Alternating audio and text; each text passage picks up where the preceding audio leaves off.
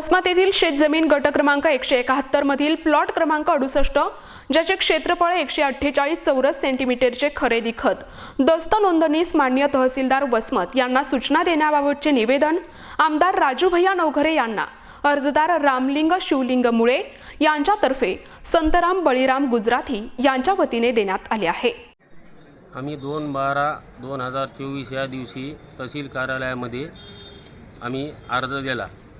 हे माझ्या भाऊजीच्या नावावर पॉवर ऑफ अटर्नी करून घेतलेला प्लॉट आहे आणि त्याला नगर रचनेचा टीपीचा शिक्का नाही।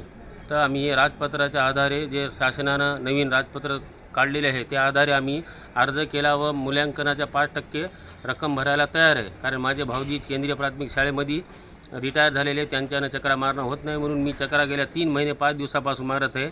पण मला तहसील कार्यालयातून एकच सांगण्यात येत आहे की कधी बी गेले 4-5 दिवसाला तर त्या मॅडम फोन करत आहे हिंगोली कार्यालयामध्ये, हिंगोलीचा साहेब म्हणतो येतो म्हणून तेच कंटिन्यू चालू आहे। पण त्याचं काही बी आजच्यापर्यंत माझं काम झालेलं नाही माझ्या भाऊजीचं।